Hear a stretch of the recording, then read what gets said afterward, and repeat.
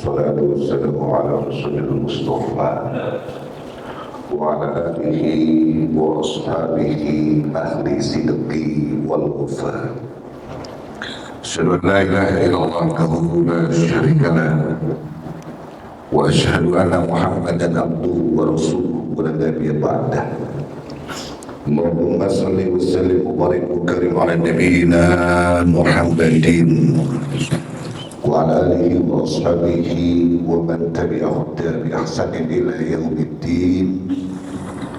وبعد، قال تعالى: إنا أنزلناه في ليلة القدر وما أدراك ما ليلة القدر ليلة القدر خير من ألف الشهر تنزل الملائكة والروح فيها بإذن ربهم من كل أمر سلام هي حتى مطلع الفجر.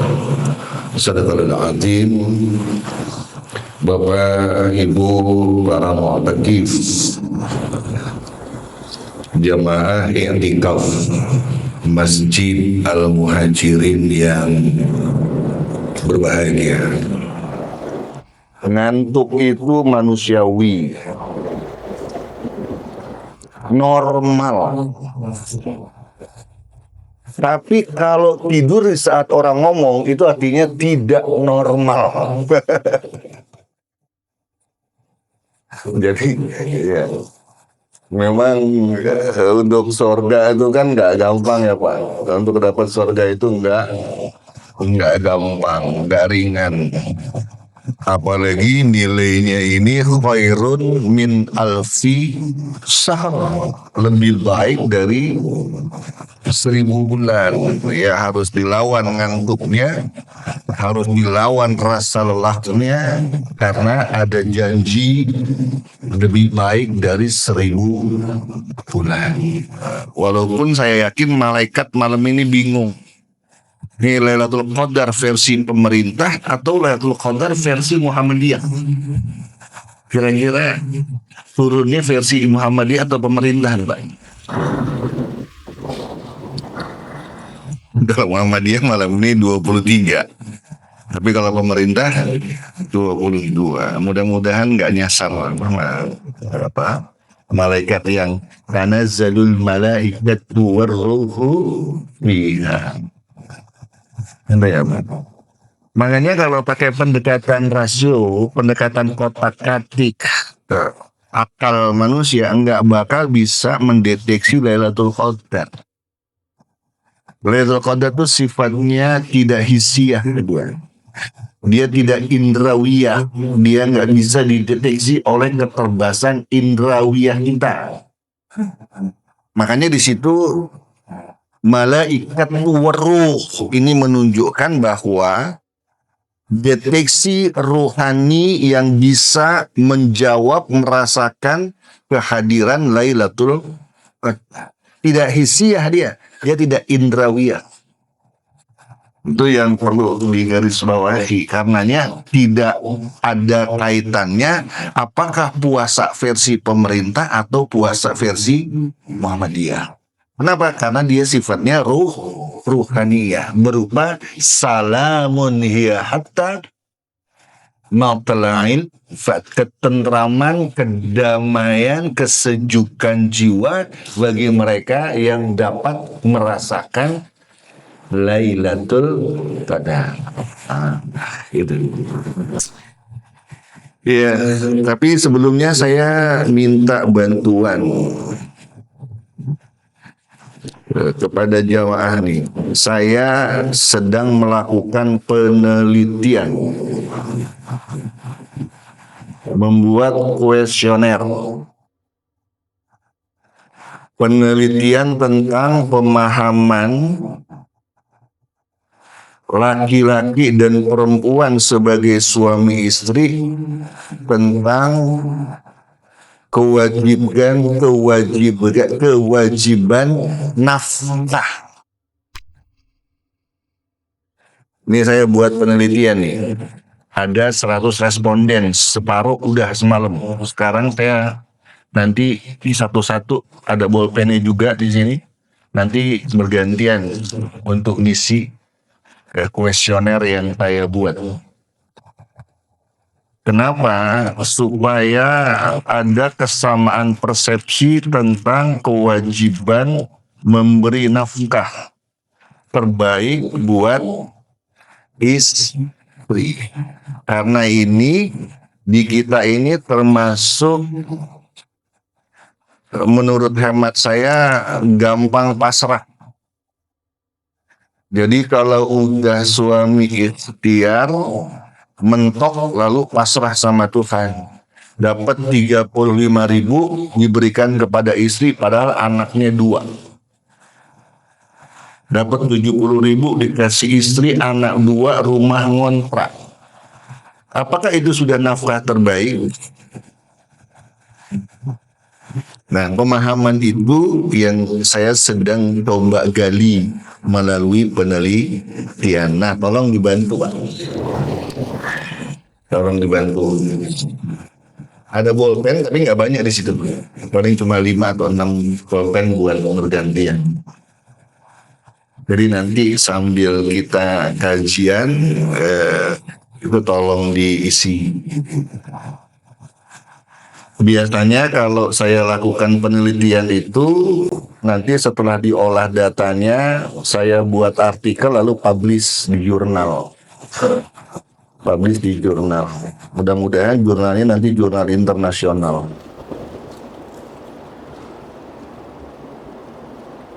Biar cepat-cepat jadi profesor, Pak.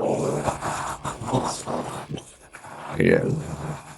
Kan keren juga tuh kan, jamaah al-muhajirin, musnadnya profesor, kan kerennya.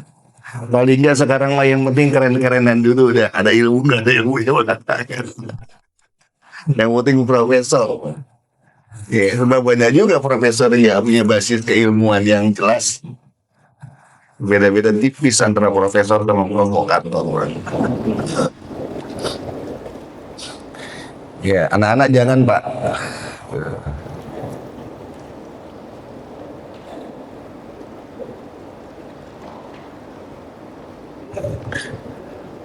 Ibu-ibunya boleh juga dikasihkan yang menyangkut nafkah suami kepada istri.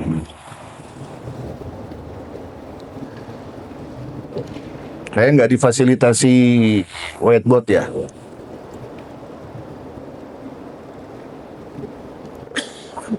Bisa diminta whiteboard nggak?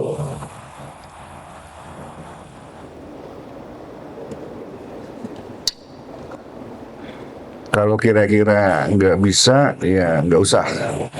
Bisa ya. Oke, kita tunggu whiteboard ya, Pak.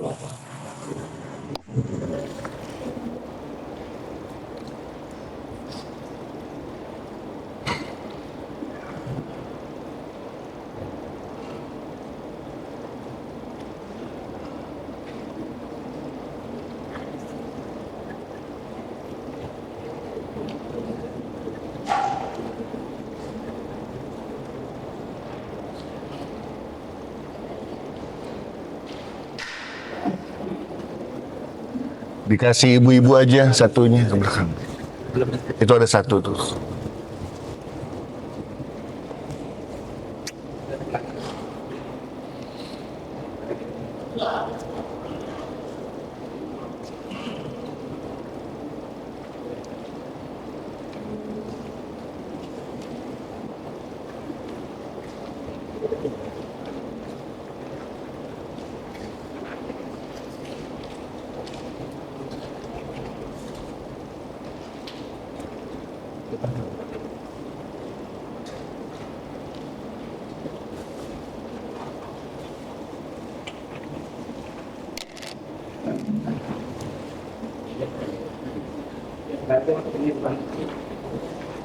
Sini aja nih.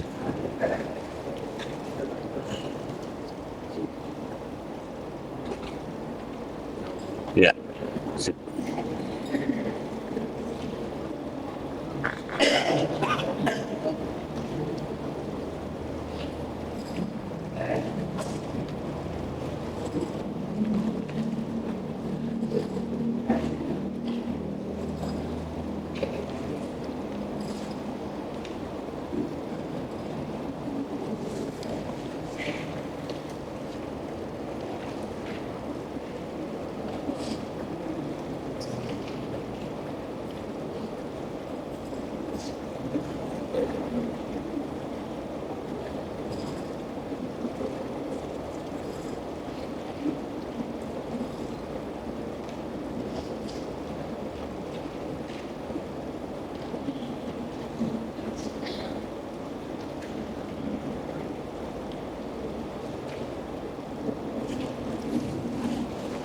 kita akan membahas tentang hubungan antara ayat-ayat yang bicara tentang puasa dengan Lailatul Qadar.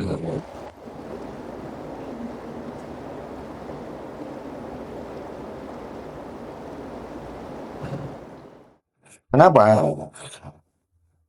Karena ada titik singgung antara ayat Syahrul Ramadan alladzi unzila fihil Quran dengan inna anzalnahu fi lailatul qadar. Itu ada hubungannya tuh. Makanya kemudian ada yang mengidentikan. Ini identik ya, bukan identik ijazah, bukan. Tapi mengidentikan antara turunnya Quran dengan malam Lailatul Qadar. Oke. Ayatnya itu Al-Baqarah. Tapi sebelumnya saya pengen ngasih tahu, nanti pendekatan yang kita gunakan itu pendekatan munasabatul ayah bil ayah.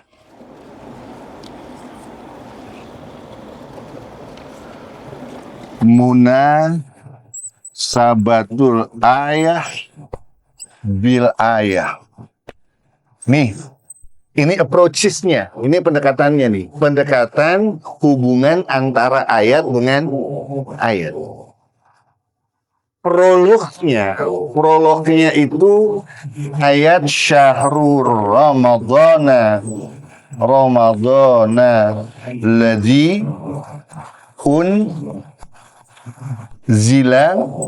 fihil Quran. Ini Al-Baqarah berapa nih?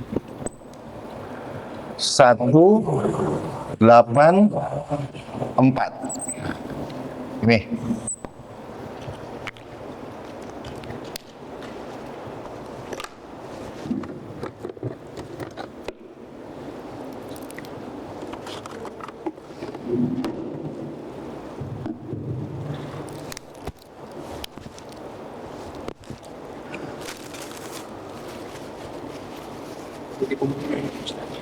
Iya Pak. Dikumpulkan lagi. Iya yang sudah.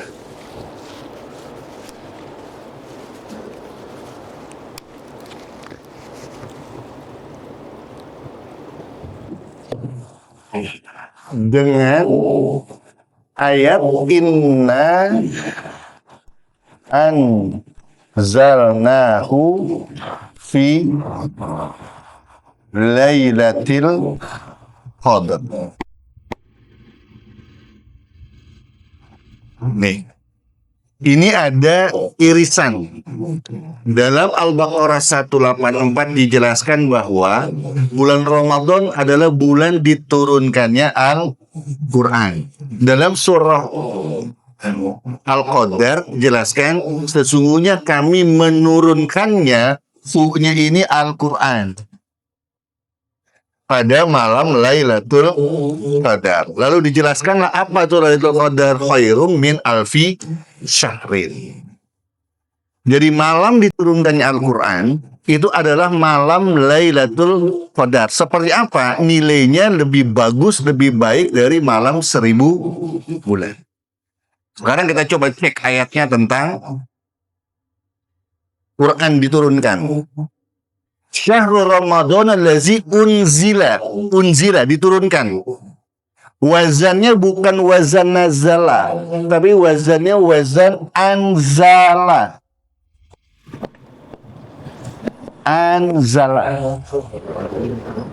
Anzala yang zilu.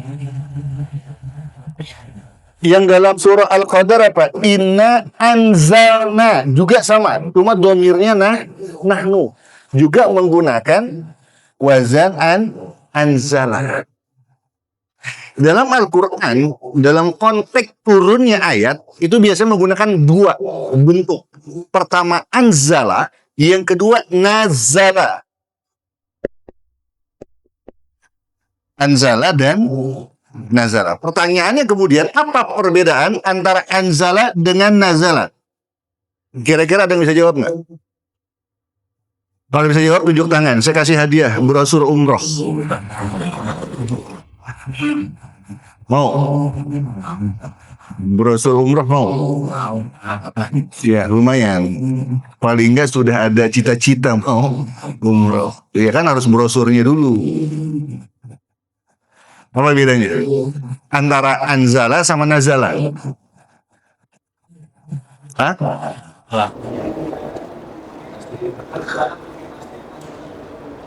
Enggak, maknanya.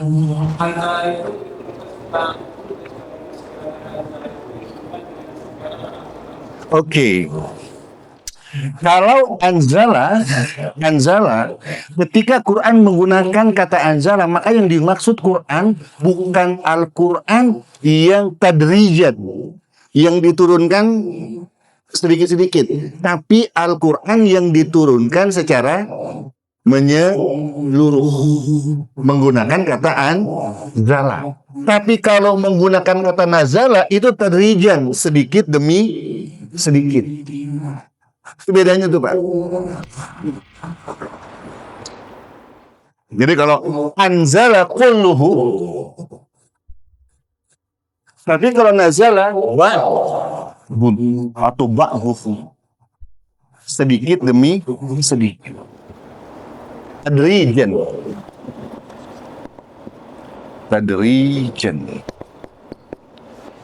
Tahapan. Nah, ayat Al-Quran dalam Al-Baqarah menggunakan kata anzala. Berarti Al-Quran yang diturunkan secara utuh 30 juz. Al-Quran yang diturunkan kepada Muhammad Rasulullah itu 30 juz atau sedikit-sedikit? Sedikit-sedikit. Jadi malam Lailatul Qadar itu malam apa? Diturunkannya Al-Quran secara utuh 30 juz. Dari mana? Min lauhil mahfuz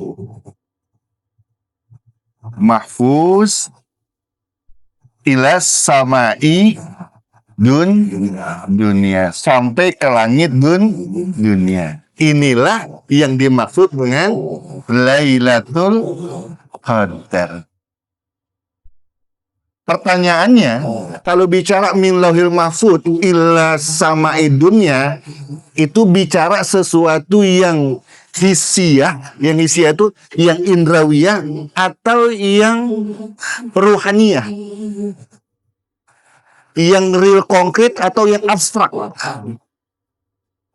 Dari langit, dari lauhul mahfuz ke langit dunia, abstrak. Nggak bisa dideteksi oleh indra. Tapi kalau menggunakan kata nazala, sebagian minas sama dunia, dari langit dunia kepada Muhammad, dia tadrijan, tahapan. Bisa nggak dideteksi oleh indrawiyah? Bisa. Maka kemudian Quran yang diturunkan kepada Muhammad salah satunya sebagai hidayatul hissiyah, hidayah yang bisa diindrakan oleh mata, telinga, tangan, raba, rasa, sentuhan-sentuhan jiwa. Baik. Jadi kalau kita bicara tentang malam Lailatul Qadar yang kita coba untuk kejar, maka sesungguhnya itu hanya bisa dideteksi dengan pendekatan ruhani. Yang nerima apa? Jiwa. Yang bisa nerima itu hanya jiwa-jiwa yang bersih. Jadi kalau Bimbo bilang udaranya semilir pohon seolah-olah nggak bergerak, lalu cuacanya teduh, nah itu kan indrawi. Itu indrawi. Kalau yang indrawi bukan anzala tapi nazal. Sedangkan Lailatul Qadar bicara sesuatu yang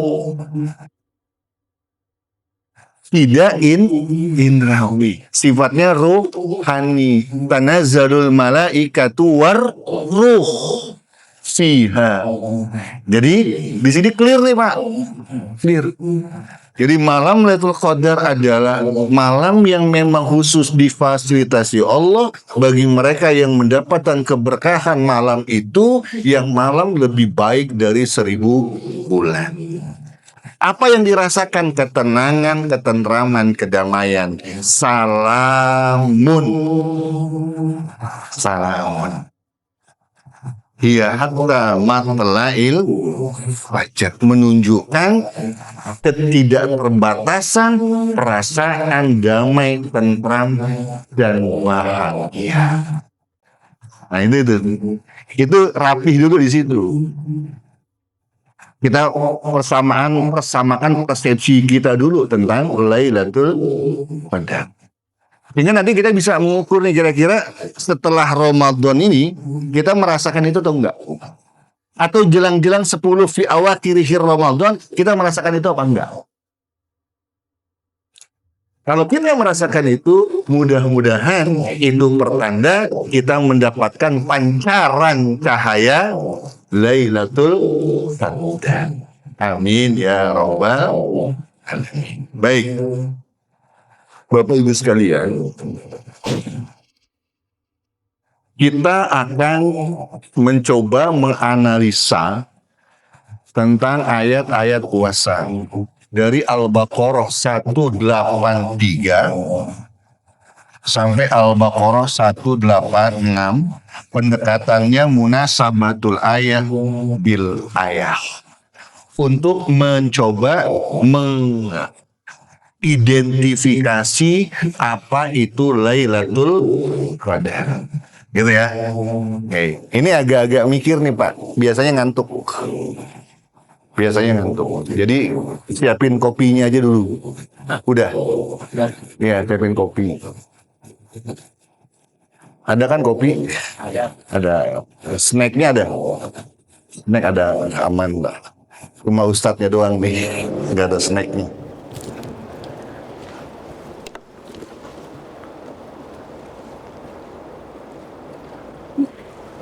Wah, salah nih.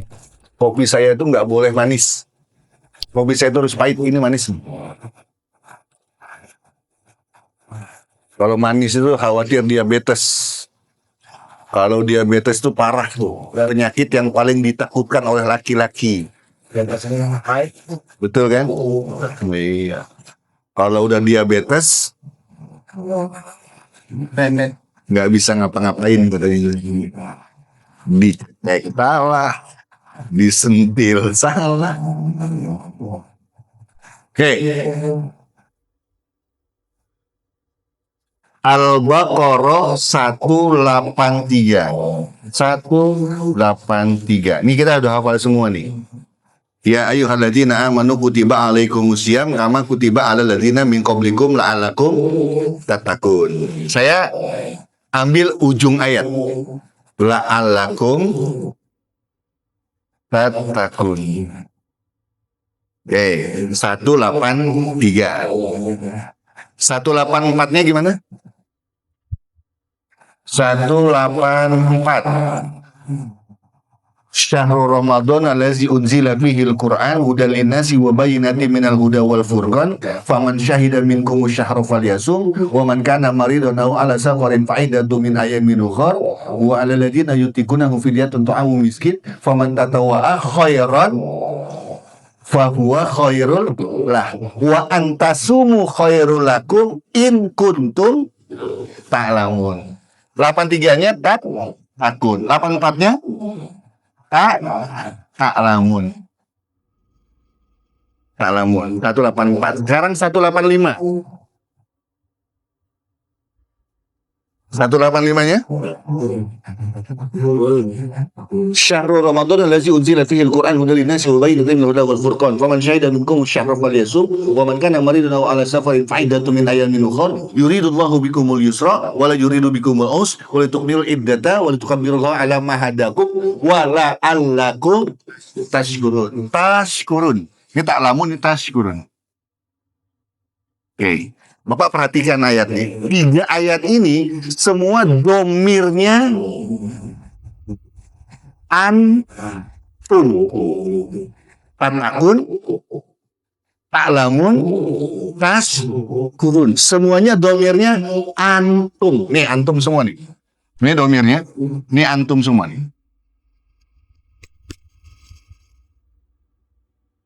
Sekarang masuk ke 186. Wa iza sa'alaka ibadi anni fa inni qarib ujibu da'watad da'i idza da'an falyastajibu li wal yu'minu bi la'allahum yarshudun. Yarsudun, Pak. Yarsudun. Ini beda nih. Domirnya apa?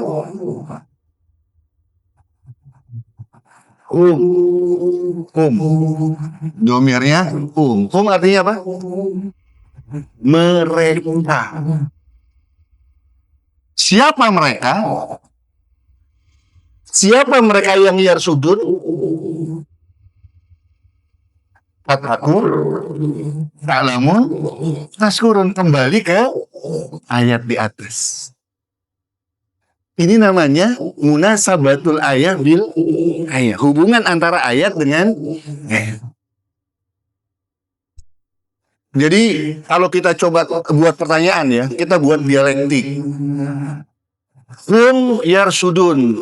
Mereka itulah yang mendapatkan yarsudun. Ada yang bawa Quran terjemahan kan? Ada nggak? Di handphone ada? Coba yarsudun artinya apa? Coba cek. Kebenaran. Biar sudut. Gimana itunya? Dan apabila hamba-hambaku bertanya kepada Muhammad tentang aku, sesungguhnya aku dekat. Aku kabulkan permohonan orang-orang berdoa apabila yang berdoa kepadaku. Karena mereka itu memenuhi perintahku dan beriman kepadaku agar mereka memperoleh kebenaran. Memperoleh petunjuk berupa kebenaran. Biar tudun. Karena di sini nanti ada kata rosyada. Rosyada. Ada yang namanya mursyid. Kalau yang pernah ikut tasawuf, thariqah, itu ada mursyid, Pak. Siapa mursyid? Orang yang memberikan petunjuk untuk menuju Allah. Namanya mursyid. Di thariqah tuh ada mursyidnya. Kalau Bapak ikut misalnya kelompok-kelompok zikir, itu biasanya ada mursyid. Orang yang memberikan petunjuk untuk menuju Allah. Mursyid. Nah, pertanyaan berikutnya, kalau mursyid adalah mereka yang mendapatkan petunjuk tentang kebenaran, ada nggak dalam bahasa Arab yang mananya juga mendapatkan petunjuk? Ada nggak? Yang artinya tuh mendapatkan petunjuk juga, ada nggak? Ada. Apa? Huda, hidayah. Fiilnya yahtadun. Kalau ini yarsyudun. Kalau huda yahtadun. Ini huda, ini rosyada. Lalu bedanya apa antara huda dengan rosyada? Ini ya, perbedaan antara yarsudun dengan yahtadun. Gini Pak, ini asiknya nih. Ini Allah, ini manusia.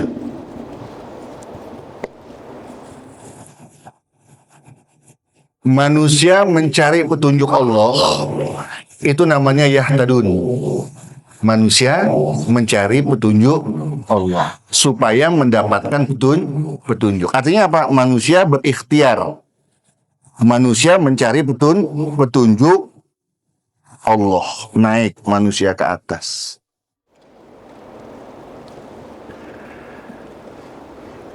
Bapak iktikaf itu dalam rangka yahtadun. Maka bermalam di masjid untuk mendapatkan petunjuk.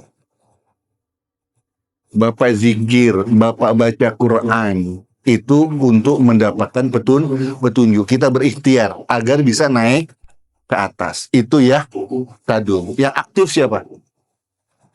Yang aktif manusia. Nih, manusia berikhtiar agar naik ke atas. Dengan pendekatan syariat. Oke. Bandingkan dengan yarsudun. Kalau yahtadun dari bawah naik ke atas, kalau yarsudun dari atas turun ke bawah. Yang aktif siapa? Yang aktif siapa? Allah. Allah masuk dalam kehidupan manusia. Itu yang dimaksud tanazzalul malaikatu warruhu fiha. Turun kan dia, tanazzalu kan turun. Masuk dalam relung kehidupan manusia. Kira-kira ini bisa diterima oleh nalar atau tidak? Allah turun masuk ke dalam relung kehidupan manusia. Nalar nggak Pak? Enggak nalar. Nalar. Karenanya hanya bisa diterima oleh ruh, oleh jiwa. Jiwa yang mana? Jiwa yang bersih. Kenapa? Karena kan Allah suci. Nggak mungkin Allah masuk ke dalam diri manusia ketika manusia kotor. Maka manusia harus melakukan proses tazkiyatun nafs. Nih, supaya masuk ke sini, maka dia harus memproses dirinya melalui proses tazkiyatun nafs. Pensucian ilmu. Dan dalam teori agama ada masalah satu cara untuk mensucikan diri dengan puasa. Jadi cara untuk mensucikan diri itu dengan puasa, Pak. Maka sering orang bicara puasa itu konteksnya pasti tazkiyatun nafs. Misal Imam Ghazali bicara puasa pasti kaitannya dengan taholi. Masih ingat nggak? Iktikaf tahun lalu. Terus tahali dan tajali. Taholi apa? Taholi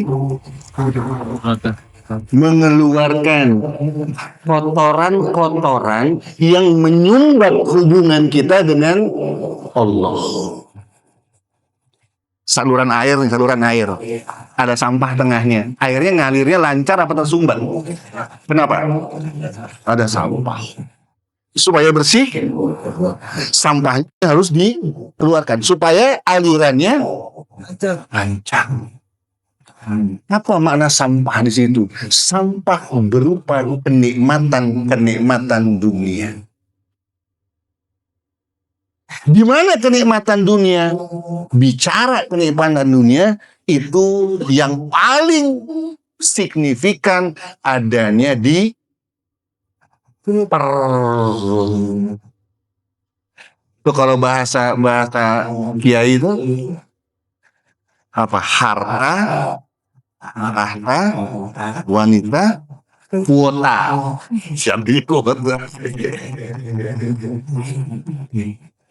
Itu yang membuat kita tersumbat, Pak. Itu yang selama ini kita aktif 11 bulan ngejar kehidupan dunia, kadang-kadang melampaui batas diri kita sebagai hamba.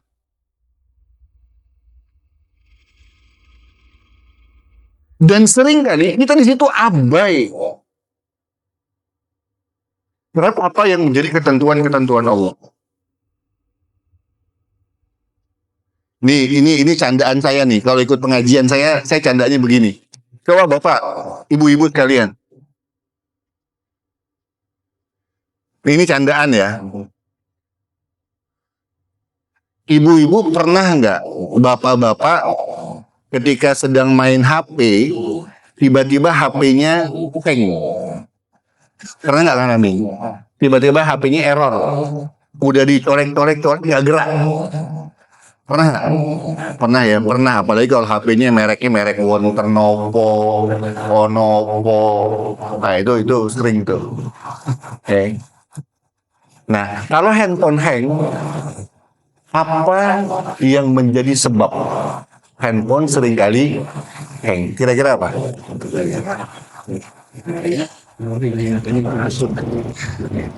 Itu istilahnya apa tuh? Memorinya kecil, muatannya berat, akhirnya hang. Memorinya kecil tapi bebannya berat. Kita Pak manusia punya keterbatasan secara jasmani, tapi kita bebankan overload, akhirnya apa? Hang, pelangak, promo. Lulusan SMA jadi wakil presiden, berat nggak? Berat. Akhirnya karena bebannya berat.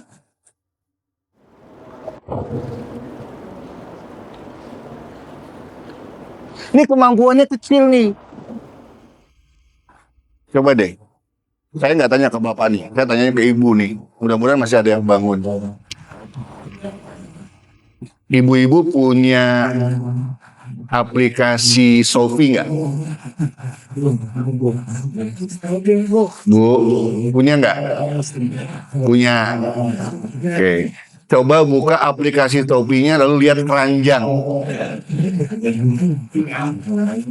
Sedikit apa banyak? Dibeli apa enggak? Enggak. Ngapain?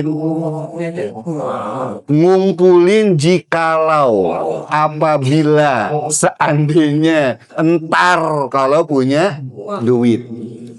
Itu bahasa agamanya namanya tulul amal, panjang angan-angan. Bebannya berat, kemampuannya kecil.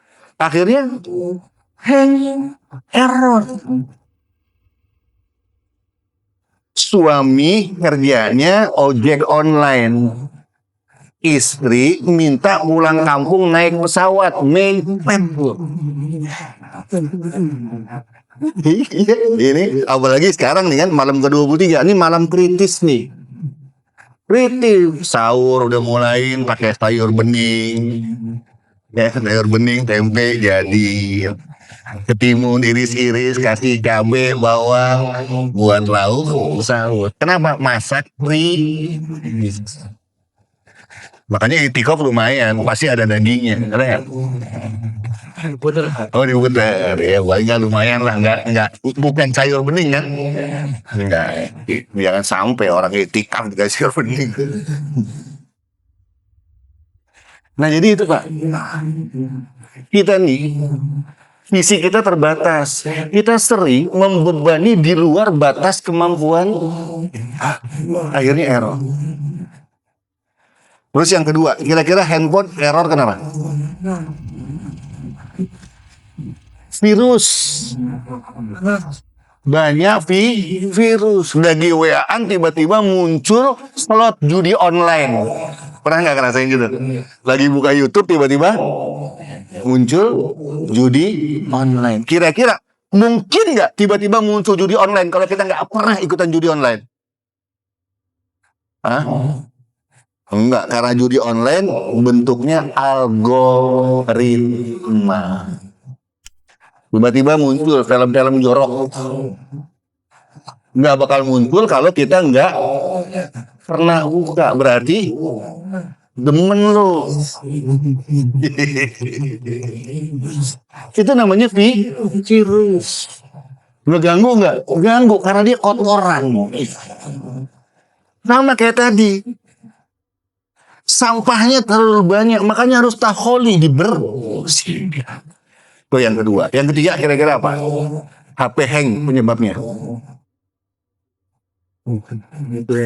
Baterainya gendut karena sering dipakai.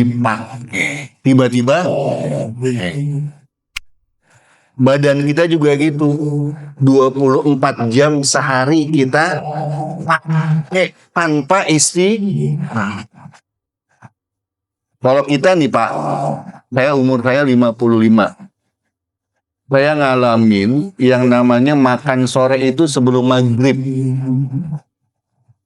Ngalamin nggak Pak? Iya. Jadi orang tua kita dulu kalau makan sore sebelum maghrib. Kenapa? Supaya habis maghrib nggak ada lagi aktivitas makan berat. Sehingga ba'da maghrib lambung kita kerja hanya untuk mencerna yang kita makan sebelum maghrib. Sehingga ketika tidur betul-betul organ tubuh istirahat full, nggak ada aktivitas. Bangun seger. Kenapa? Karena seluruh organ tubuh istirahat. Kalau zaman sekarang jam 12 masih nyari mie. Akhirnya apa? Tidur, lambung masih bekerja. Stres nggak? Enggak. Yang ada penyakit. Gula darah, kolesterol, diabetes. Kenapa? Karena polanya yang nggak benar. Ternyata orang tua kita dulu itu keren. Coba deh, cara menanak nasinya aja hebat. Bukan nggak langsung. Kalau kita kan apa? Cuci beras, masukin magic jet, packing, setengah jam. Karbohidratnya kemana? Nyatu. Akhirnya apa? Gula darah. Tapi kalau orang tua dulu, emak saya masak nasi, pertama diaron. Diaron dong? Diaron dulu. Diaron, habis diaron, dimasukin langseng. Dikukus. Pakai dandang. Ada nggak dandangnya kayak panci? Enggak. Dandangnya pasti bentuknya gitu. Kayak perempuan seksi. Pinggangnya kecil. Kenapa itu pinggangnya kecil? Untuk memberikan tekanan ke kukusan supaya mengeluarkan karbohidrat. Makanya nggak ada kukusan yang warnanya coklat bening, nggak ada. Rata-rata hitam keungu-unguan. Itu warna apa? Itu warna karbohidrat yang sudah dikeluarkan dari nasi yang ditanam. Begitu matang dikukus, diangkat langsung dimakan nggak? Enggak. Diapain? Kipasin. Bener nggak? Betul. Akhirnya yang dimakan sehat Pak. Kita sekarang cuci, kecek, masuk magic jet, setengah jam. Akhirnya gitu. Jadi memang ada persoalan gitu. Ada persoalan cara hidup. Makanya di luar negeri itu sekarang sedang berlomba-lomba back to nature, kembali ke alam. Sementara kita lagi asik dengan kemudahan teknologi. Padahal itu membuat kita terjebak. Nah, Pak, kalau handphone hang, error, kira-kira apa solusinya? Nggak rusak. Kalau rusak baru di service. Ini hang aja nih, error, tiba-tiba error. Diapain? Iya. Reset. Kembalikan ke setelan awal, setelan pabrik ketika beli. Ketika dikembalikan di reset, virusnya ada nggak? Kabur tuh virus, hilang. Kenapa? Bersamaan dengan data-data yang nggak penting hilang. Beban-beban yang berat, foto-foto, video-video yang aneh-aneh hilang. Virus hilang. Kembali ke titik nol. Kalau bahasa hadis, ini bahasa hadis nih. Man tomahu wa qomahu imanan wahtisaban khuruja min zunubihi kayaumi waladathu ummuhu. Barang siapa yang siang hari puasa, malam harinya qiyamul Ramadan, maka dia seperti bayi yang baru dilahirkan dari rahim ibunya. Kembali ke titik setelan tablik. Itu yang dia maksud dengan Idul Fitri, kembali ke titik nol. Kira-kira kalau udah kita riset, masih macet nggak tuh HP? Loadingnya lambat atau cepat? Cepat. Kenapa? Karena udah nggak ada beban. Kita juga harus begitu puasa. Kita kan malah enggak, malah beban kita makin berat jelang akhir-akhir Ramadan. Ini cara yang kita yang salah. Sudut pandang kita terhadap syariat ini kadang-kadang nggak pas. Ini namanya fenomenologis nih, Pak. Pendekatan fenomenologis. Salah satu pendekatan yang biasa dipakai dalam konteks filsafat. Kita ngehnya Idul Fitri ya kembali kepada suci. Tetapi apa itu? Bentuknya bagaimana? Ya riset kembali ke titik nol. Supaya kita bisa mentransformasi diri, melakukan perubahan. Puasa kita kan enggak. Puasa kita kan enggak melakukan transformasi. Ini.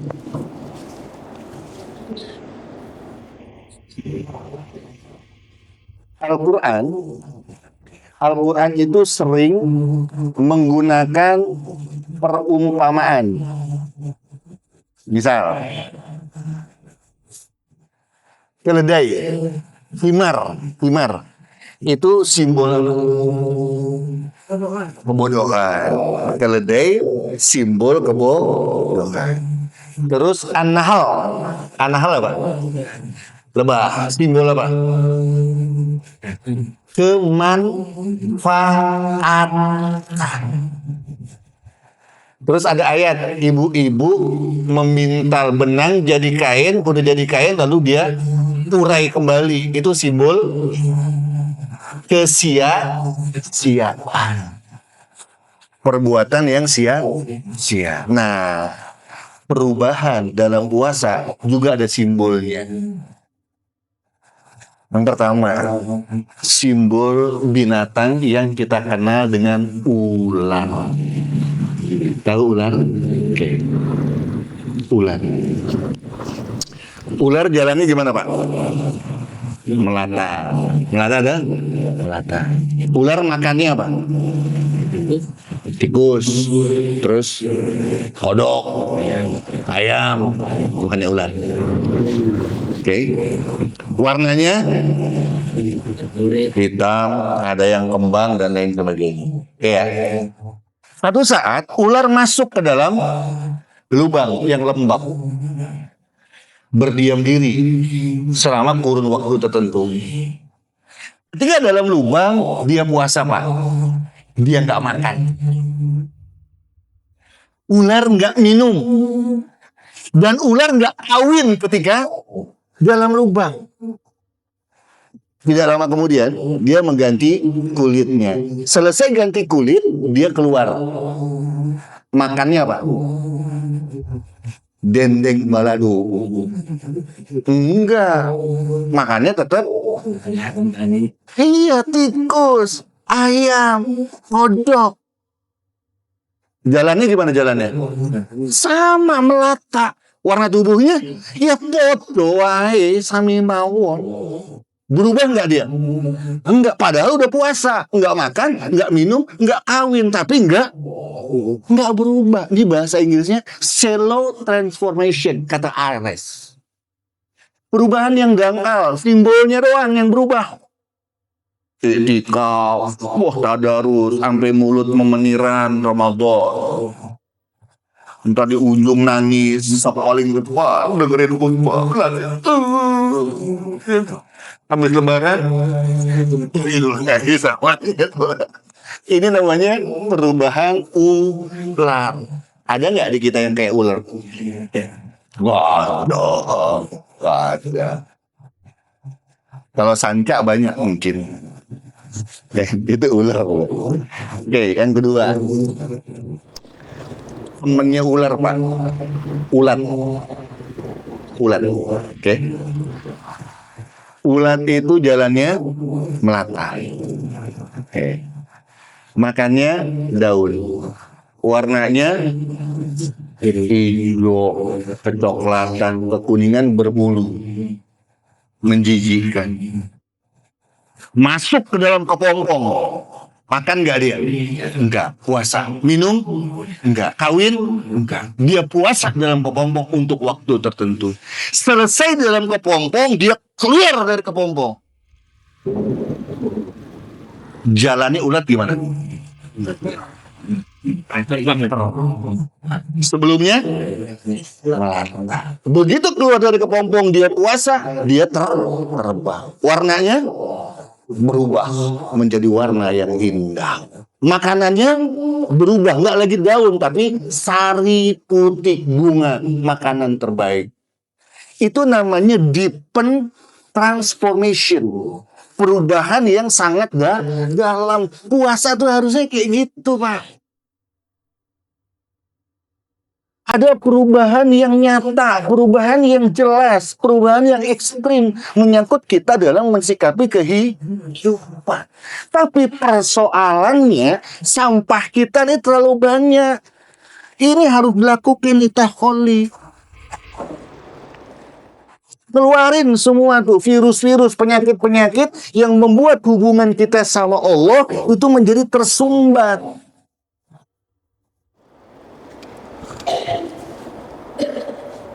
Pak, Ibu, kalau saya tanya Bapak sekarang, coba Bapak, kalau Bapak minta sama Allah yang Bapak butuhkan hari ini apa? Ntar doa nih, kira-kira minta apa? Udah kawin belum? Dari kerjaan, berarti minta kerjaan. Bini, istri udah punya? Iya, mau minta bini nggak? Oke, kerja, istri, apa lagi Pak? Bapak nih doa nih, bentar nih, minta sama Allah, kira-kira mintanya apa? Hah? Anak. Minta anak. Oke, apa lagi? Usaha lancar, kesehatan. Emas antam perlu nggak? 999. Oke. Baju. Ongkos pulang kampung. Apa lagi? Rumah biar nggak kontrak terus, nggak numpang nomor tua. Oke. Apa lagi? Anak, kontrakan 14 pintu. Perlu ya. Mobil, motor, deposito banyak. Oke, banyak nih, kita tulis banyak. Lalu kita munculkan pertanyaan kedua. Di antara sekian banyak, yang paling kita butuhkan apa? Yang paling kita butuhkan apa? Kesehatan. Walaupun nggak punya duit. Rumah ngontrak, bini hamil tua, yang bontot BBB, hujan ngerti dari pagi sampai sore. Pusing. Gimana? Duit apa sehat? Duit. Punya duit banyak tapi stroke. Gimana mau tenang udah nggak ada ini? Makanya coba Bapak lihat deh, ayat tentang keluarga. Mawadah dulu baru rahmah atau rahmah dulu baru mawadah? Mawadah dulu baru. Mawadah itu kecintaan yang sifatnya materi. Banyak dulu. Baru muncul rahmah. Gimana mau rahmah kalau nggak ada intinya? Iya. Wah, ada keluarga baru. Gak apa-apa. Uang nggak jaminan bahagia. Bener nggak? Bener. Tapi miskin udah pasti susah, bro. Iya. Makanya ayat itu waja'alnakum mawaddah warohmah. Kecukupan materi baru kasih sayang. Jadi kira-kira yang paling kita butuhkan apa? Duit apa sehat? Apa kontrakan? Pasti kita bingung mencarinya. Kenapa? Karena kita nggak tahu apa yang paling kita butuhkan. Yang paling tahu siapa? Allah. Maka supaya sampah-sampah ini bersih yang menjadi penghalang hubungan kita sama Allah, kita harus berhusnuzon sama Allah bahwa apapun yang kita dapat hari ini, apapun yang kita rasakan hari ini, sekalipun asam urat kita 12 hari ini, itulah yang terbaik, yang paling Allah tahu yang kita butuhkan dalam kehidupan. Bersih baru tuh Pak semua. Maka sikap hidupnya itu aslam. Aslama yuslimu islaman, merdeka, lepas, bebas, karena dia yakin pasti Allah memberikan yang terbaik, gak ada beban, gak ada hambatan, cus nyambung langsung kepada Allah. Itu namanya takholi, mengosongkan diri, berhusnuzon kepada Allah. Habis takholi apa namanya? Tahali. Tahali itu apa? Kalau udah kosong mesti diapain? Diisi. Isinya dengan apa? Pendekatan riyadhah pada Allah. Jadi kajian ini kalau Ramadan cocok. Kenapa? Karena ketika orang berpuasa kita itikaf, orientasi kita cuma satu, Allah.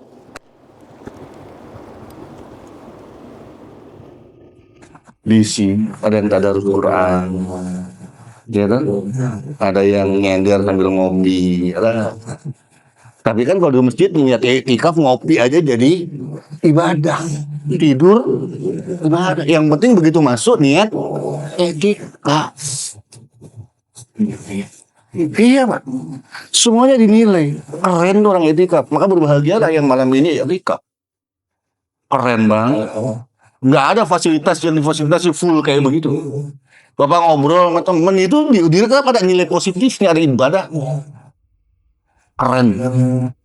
Ya, nah, tahali isi asumsinya dari hari pertama sampai hari ke-20 ini kan kita keluarin yang jelek-jelek. 10 malam terakhir isi. Isinya jangan tanggung-tanggung, full. Biar Ramadan selesai, itu nggak ada lagi hambatan ketika WA-an atau buka YouTube. Nggak ada lagi virus, nggak ada lagi judi online, nggak ada. Langsung, klep.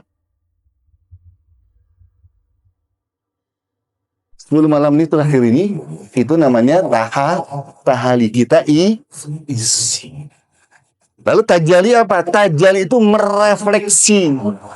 Maka nanti selesai Ramadan, Idul Fitri, maka akan tampak profiling kita, sikap mental dan sikap hidup kita akan melalui proses perubahan. Itulah yang dimaksud minal aidin alfa izin, menjadi orang-orang yang sukses. Nah, untuk dapat itu kan perlu fasilitas Tuhan. Perlu fasilitas Allah. Supaya Allah turun nih. Yarsun.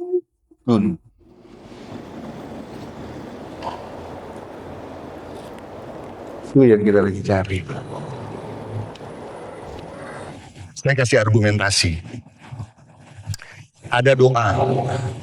Doanya begini, Rabbana atina min ladunka rahmah wa hayyi lana min amrina rasyada. Itu doa dalam surah apa? Al-Kahfi ayat berapa? Ayat 10.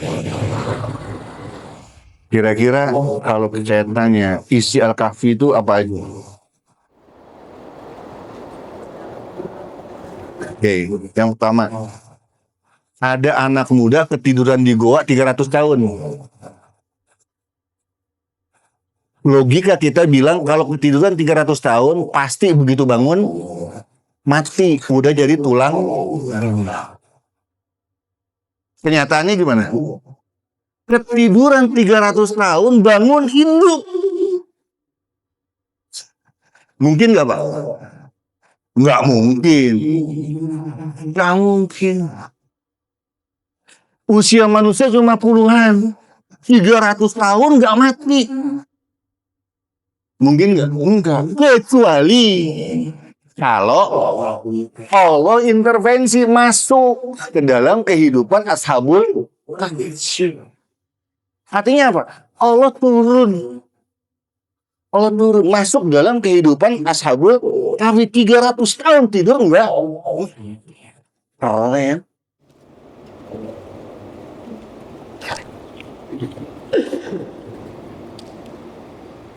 Terus apa lagi? Khidir. Betul ya? Datang nggak diundang, pulang nggak diantar. Siapa? Langkung. Nabi Khidir.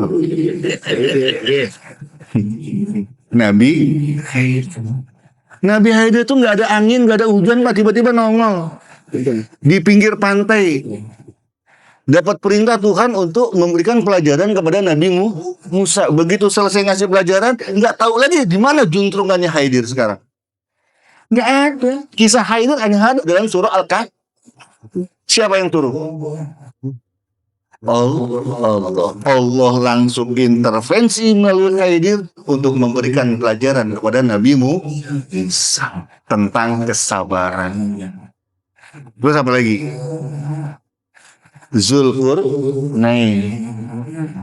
Zulkarnain ini menjaga qaumun la yafqahuna qaulan, komunitas yang ngomongnya nggak ada yang ngerti. Tapi ini orang-orang jujur, orang-orang polos. Hidupnya itu di antara dua gunung, baina sadatain, lembah, supaya enggak kena godaan Ya'juj dan Ma'juj. Oleh Zulkarnain dibikin tembok terbuat dari besi. Ada teknologi besi saat itu? Enggak ada. Kok bisa? Dari mana? Allah turun masuk memberikan solusi. Nah, itu yang dimaksud dengan rosyada. Itu yang dimaksud dengan yarsudun. Totalitas kepasrahan kepada Allah, sehingga Allah yang menentukan arah langkah kehidupan kita nyaman. Ini maaf nih, kalau yang umurnya udah ba'da asar, levelnya harusnya udah di sini. Ba'da asar, Pak. Levelnya sudah yang ada di otak hatinya cuma Allah, karena sudah selesai dengan urusan dunia. Maka harusnya isinya Allah. Itu tuh yang harus dikejar itu. Jadi malam-malam itu Qadar itu untuk menghadirkan Allah, Pak. Di kalangan NU itu ada istilah wirid. Wirid. Betul ya? Wirid. Wirid itu artinya apa? Wirid. Wirid itu dari akar kata auroda. Mananya ngundang. Mengundang siapa? Ngundang Allah. Makanya salah satu bentuk wirid adalah dengan memperbanyak nyebut nama Allah.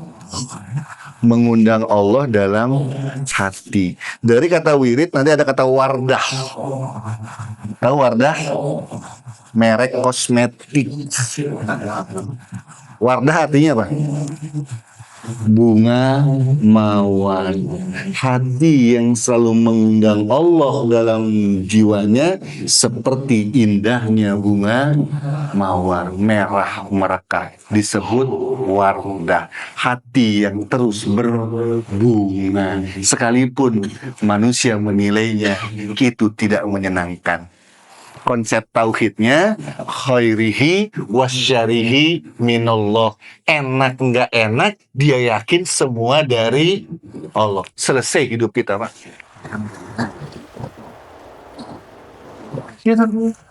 Kita nggak akan terprovokasi oleh gudakan kenikmatan dunia karena yakin khairihi wasyarihi minallah. Yang bikin kita gelisah nggak nyaman kan karena kita masih berperspektif negatif.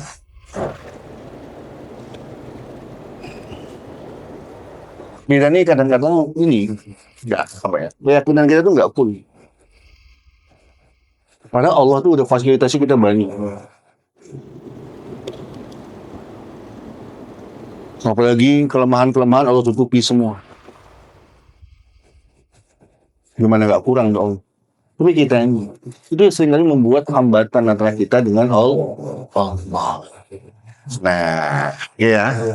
Ketemu nih titiknya nih. Jadi kalau kita lihat dalam konsep ini ternyata yang wa iza sa'alaka ibadi anni fa inni qarib ujibu da'wata da'i idzan falyastajibu li wal yu'minu bil allahum yarsudun. Itu adalah buah yang didapat oleh mereka-mereka yang tatakun, ta'lamun dan itu buahnya yarshudu. Allah masuk intervensi dalam kehidupan kita, memberikan kedamaian, solusi dalam menjalani hidup.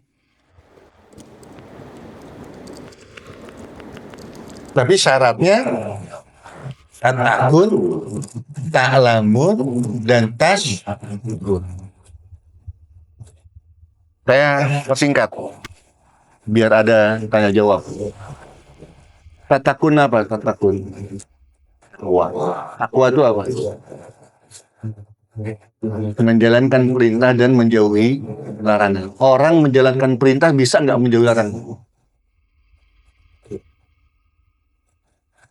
Dia udah jalan perintah nih, bisa nggak dia menjauhi larangan?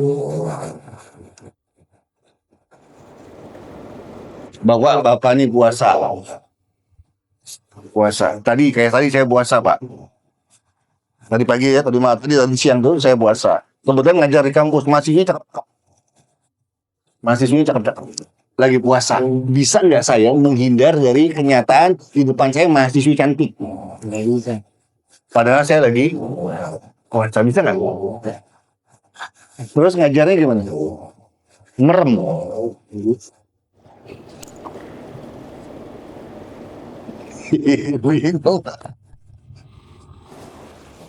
Mahasiswi semester 2, Pak. Berarti umurnya sekitar 19. Itu kalau ngajar mahasiswi yang umur 19, selesai ngajar rambut uban kita rontok, Pak. Warnanya hitam lagi. Terasa muda. Makanya saya selalu berdialektik gini. Menjalankan perintah tuh gampang, nyuruh orang berbuat baik itu gampang. Yang susah meninggalkan maksiat. Itu yang susah. Maka orang yang bisa meninggalkan maksiat, maka yang tersisa pada dirinya adalah kebaikan. Makanya ketika menjelaskan ayatnya ya alladzina amanu ittaqullah wa kunu ma'as shadiqin, kata dalil valid maknanya bitarkil ma'asi. Maka ciri orang bertakwa, dia bisa meninggalkan sesuatu yang cenderung membawa kemaksiatan. Makan dia atur, nggak berlebihan. Segala sesuatu dia kendalikan, dia atur. Itulah urgensi dari tatakun, kemampuan dalam mengendalikan, menata diri. Itu tatakun. Yang kedua ta'lamun. Ta'lamun itu kalau bahasa kerennya isyaratul ilmiah. Semuanya basisnya ilmu. Bapak nggak bisa riyadhah malam ini sendirian tanpa ilmu. Harus ada yang bimbing. Kalau tadarus Quran, yuk bareng-bareng buat liko. Tadarus itu nggak sendiri. Kalau sendiri kiroah namanya. Kalau tadarus bareng saling.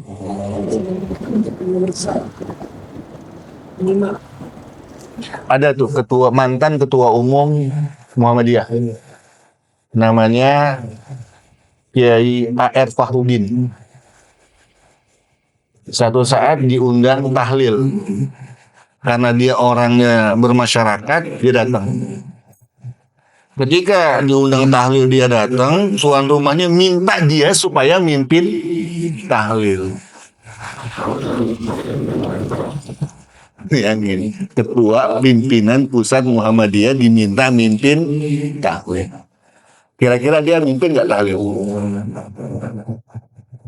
Mimpin tahlil nggak? Mimpin. Tapi tahlilnya versi baru. Gimana versi baru? Nggak dibaca seluruh surah Yasin. Cuma dibaca beberapa ayat, diterjemah dan dijelaskan. Sehingga jamaah tahu apa makna dari ayat dalam surah Yasin. Ini namanya Yasin versi baru. Ini bentuk guys. Nyakitin orang nggak? Enggak. Tapi ada dakwah di sini. Keren ya. Oh itu. Ada aja ketemu aja. Itu yang dimaksud dengan IRC. Sehingga hidup menjadi mudah, menggembirakan, membahagiakan. Basisnya apa? Ilmu. Bapak tahu kenapa dari dulu Israel sama Amerika musuhin Iran? Tahu nggak kenapa? Persaingan. Persaingan apa? Persaingan keilmuan.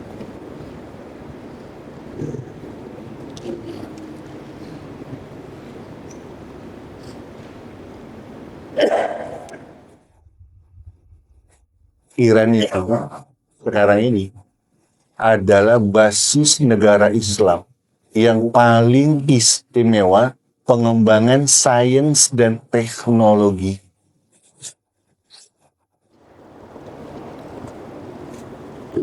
Iran. Dia bisa membuat rudal, dia bisa membuat drone keluar dari teori-teori Barat. Barat bikin drone itu miliaran rupiah harga. Sementara Iran bisa membuat drone cuma berbiaya 50.000 US dollar. Coba. Iran mengembangkan uranium melebihi pengembangan uranium menggunakan teori Barat. Itu yang ditakutin, Pak. Di samping ada civilization war, perang peradaban. Perang peradaban.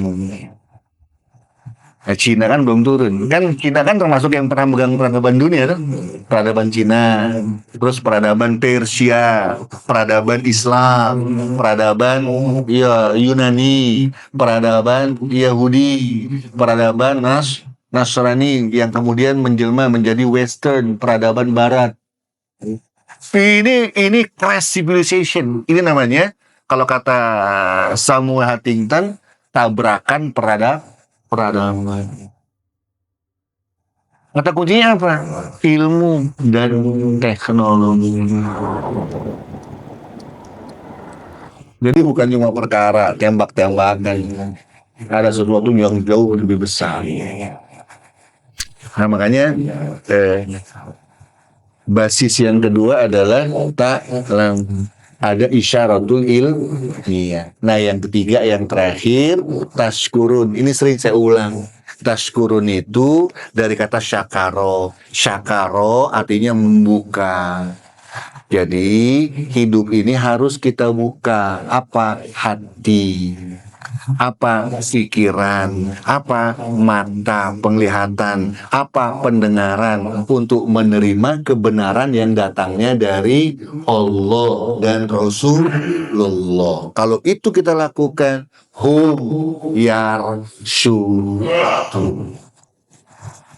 Nah, ini yang bisa saya sampaikan pada kesempatan yang kamu malam ini. Monggo jika ada yang ingin bertanya silakan, kalau enggak ya kita cukupkan. Silakan. Bebas Pak, Ibu mau nanya apa saja bebas. Sebisa mungkin saya jawab. Iya Pak, tolong dikasih tuh.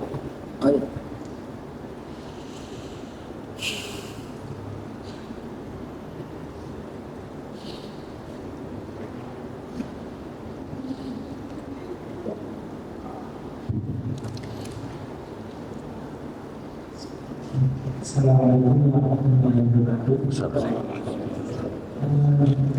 Kalau tadi kan perbedaan antara musik sama hati dan hidayah. Yang sering saya bingung itu perbedaan antara hidayah dan tauhid dan hidayah itu. Ada tiga itu kan sering keluar. Kalau saya katakan itu sama-sama tujuh gitu. Oke, saya nggak jelasin hidayahnya ya, karena udah saya jelasin hidayah tadi. Kan hidayah udah saya jelasin tuh. Proses manusia mencari petunjuk. Ada ikhtiar manusia di situ. Kalau taufik apa? Taufik dari kata apa? Taufik. Wabillahi taufik wal hidayah. Taufik artinya apa? Taufik itu kesesuaian antara apa yang menjadi kehendak Allah dengan apa yang menjadi keinginan manusia. Titik temunya namanya taufik. Paham nggak sampai situ? Pernah nggak di istilah muwafaqatul umar? Kesesuaian apa yang diinginkan Umar apa dengan apa yang dikehendaki oleh Allah. Contoh dalam kasus azan. Satu saat Umar ngimpi dia ada di Ka'bah lalu dikelilingi oleh orang-orang yang mengucap kalimat azan. Begitu dia terbangun, dia mendengar Bilal menyuarakan bacaan azan, tergopoh-gopoh ya lari nanya kepada Rasulullah, apa itu? Maka Rasul menjelaskan bahwa itu Bilal sedang melafazkan azan. Itu ada ittafaq, ada kesesuaian antara apa yang didapat oleh Umar dengan dalam mimpinya dengan apa yang Allah turunkan kepada Rasulullah. Itu ya. Jadi kesesuaian antara keinginan kita dengan apa yang menjadi kehendak Allah. Nah kalau inayah apa? Inayah ma'unah berupa pertolongan Allah. Pertolongan Allah. Oke, saya kasih contoh Pak. Kita sering doa ya dalam sholat. Iyyaka na'budu wa iyyaka nasta'in. Kata nasta'in. Nasta'in itu apa? Hanya kepadamu kami menyembah dan hanya kepadamu kami meminta. Minta apa? Pertolongan. Pertolongan kayak apa?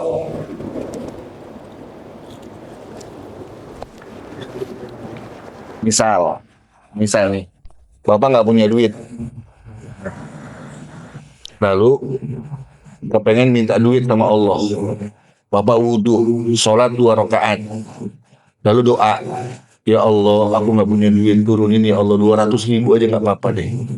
Yang penting, pernah nggak kejadian tiba-tiba, wing di depan kita turun 2 lembar, 100.000-an 2.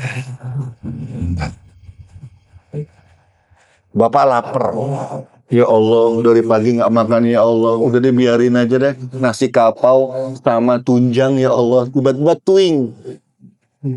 Nasi Padang Garuda di depan kita, tunjang ada di situ. Mengalami gitu nggak? Kenapa?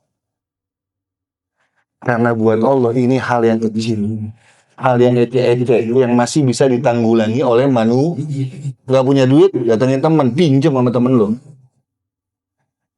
Lapar, makan, gak punya duit, minta sama teman, hutang sama teman, selesai.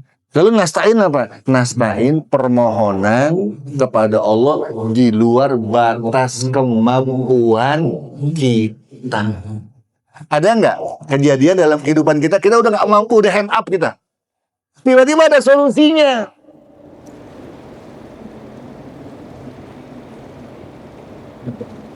Ya. Lakinya ojek online. Penghasilannya nggak tentu. Anaknya 3. Rumah ngontrak.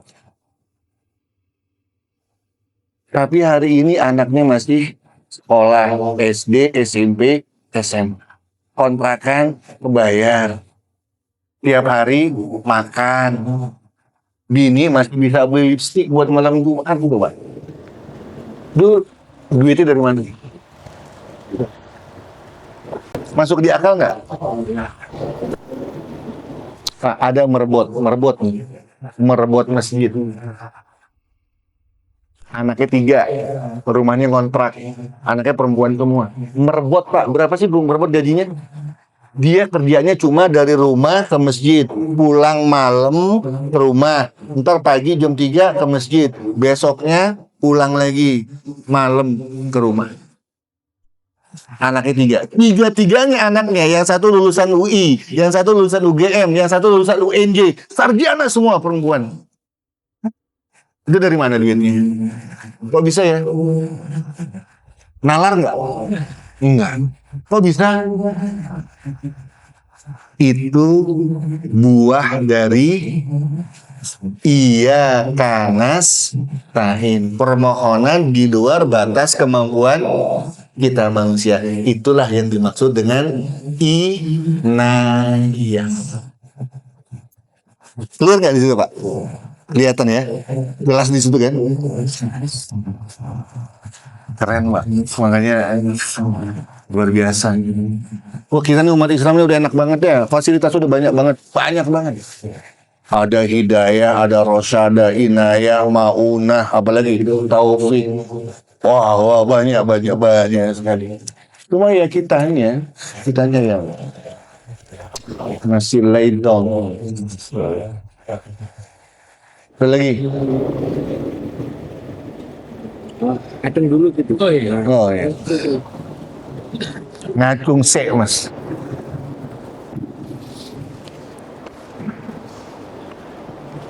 Ini udah semua ya? Udah semua?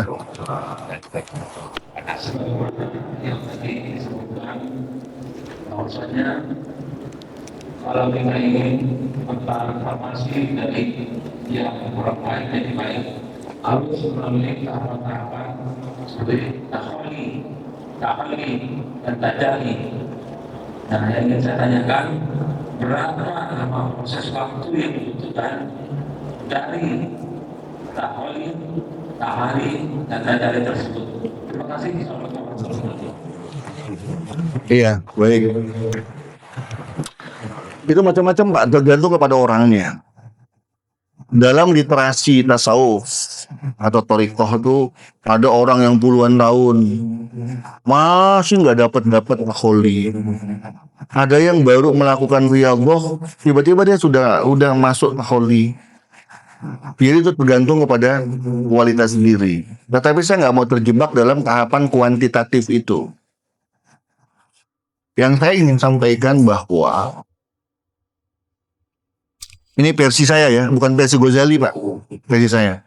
Jadi gini, takholi, tahali, tajali itu semacam sistem.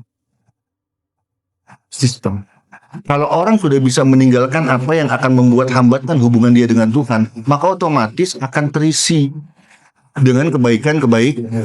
Yang tadi saya bilang tuh, ittaqullah itu bitarkil ma'asi. Orang kalau sudah bisa meninggalkan kemaksiatan, maka yang datang pada dirinya adalah kebaikan. Jadi itu otomatis. Bapak misalnya lagi puasa, kemudian ngelihat perempuan cantik, Bapak bisa menghindari itu. Maka ketika meninggalkan kemaksiatan tadi, maka secara langsung terisi dengan kebaikan, kemampuan dalam mengendalikan diri, mengendalikan pandangan. Sehingga nanti Bapak akan berhati-hati ketika mensikapi kenikmatan-kenikmatan dunia. Itu tajalinya. Itu tajalinya. Tapi kalau Bapak asik gitu, asik itu selalu memberikan excuse terhadap sesuatu yang diduga cenderung membawa kemaksiatan. Bapak tidak akan lagi canggung melakukan sesuatu yang subhan. Dan kalau sudah biasa melakukan yang subhan, maka tinggal sedikit melakukan kemaksiatan. Nah itu. Makanya tidak pada bilangan berapa lama secara kuantitatif, tetapi lebih berbicara kepada sistem. Bahwa dia merupakan satu satuan ikatan yang ketika taholi otomatis akan tahali dan pada akhirnya akan merefleksi menjadi sebuah perbuatan yang cenderung menunjukkan kedekatan kita dengan Allah Subhanahu wa ta'ala. Wallahu a'lam bishawab. Udah ya Pak, udah lama juga nih saya ngomong. 1 jam lebih. Sekali lagi kita berdoa, bermohon mudah-mudahan Allah selalu membimbing kita dengan beragam kenikmatan yang kita bisa manfaatkan untuk melakukan pendekatan-pendekatan kepada Allah Subhanahu wa ta'ala. Dan semoga i'tikaf malam ini menjadi i'tikaf yang terbaik dalam kehidupan kita. Amin ya rabbal alamin. Nasrun minallah wa fathun qarib wa basyiril mu'minin. Summa assalamualaikum warahmatullahi wabarakatuh. Terima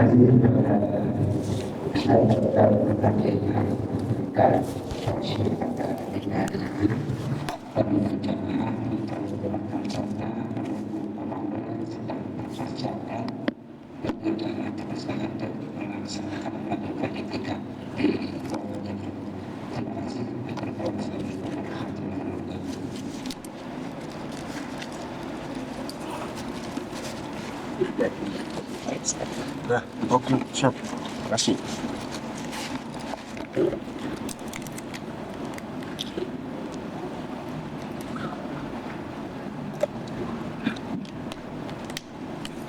Ya, makasih ya.